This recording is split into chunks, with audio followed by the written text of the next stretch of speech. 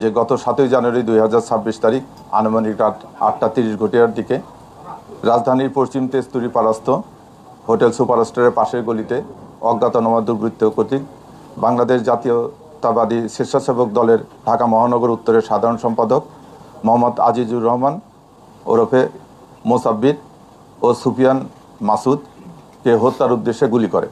ঘটনার পরপরে আহত দুইজনকে চিকিৎসার জন্য নিকটস্থ বিআরবি হাসপাতালে নিয়ে গেলে কর্তব্যরত চিকিৎসক মোহাম্মদ আজিজুর রহমান এলাইস মোসাব্বিরকে মৃত ঘোষণা করেন এবং গুরুতর আহত সুফিয়ান ব্যাপারী এলাইস মাসুদকে উন্নত চিকিৎসার জন্য ঢাকা মেডিকেল কলেজে প্রেরণ করা হয়।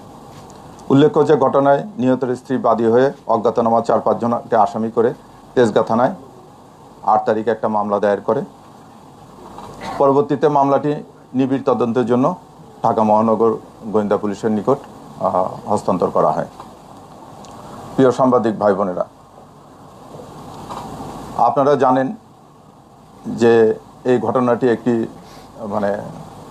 আলোড়ন সৃষ্টিকারী ঘটনা ছিল এবং ঘটনার অব্যাহতি পরে আমরা ছায়া তদন্ত করার জন্য ডিবির বেশ কয়েকটি টিম আসামিদের শনাক্ত করা, যেহেতু এটা অজ্ঞাতনামা আসামি ছিল, আসামিদেরকে ওইভাবে কেউ আইডেন্টিফাই করা যাচ্ছিল না, তা আসামিদেরকে শনাক্ত, গ্রেপ্তার এবং হত্যার মোটিভ উদ্দেশ্যে কাজ শুরু করে।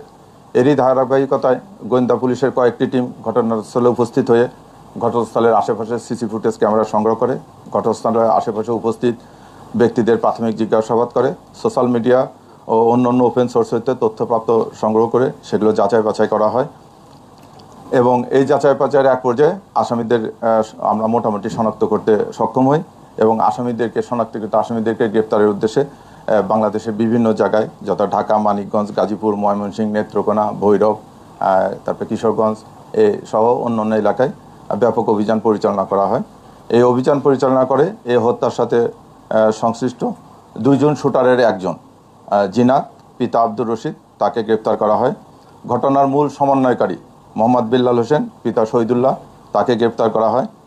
পাশাপাশি শহীদুল্লাহর ভাই আব্দুল কাদির, যে ঘটনার পরবর্তীতে আসামিদেরকে পলায়নে সহায়তা করা, আসামিদের মোবাইল পরিবর্তন করা সহ অন্যান্য কাজে সহযোগিতা করে, তাকে গ্রেপ্তার করা হয় এবং ঘটনার আগে এই ঘটনা যে সংগঠিত করবে এ ব্যাপারে অপরাধীরা একটা রেকি করেছিল। এই রেকিতে সহায়তা করার জন্য মোহাম্মদ রিয়াজ নামে একজনকে আমরা গ্রেপ্তার করি।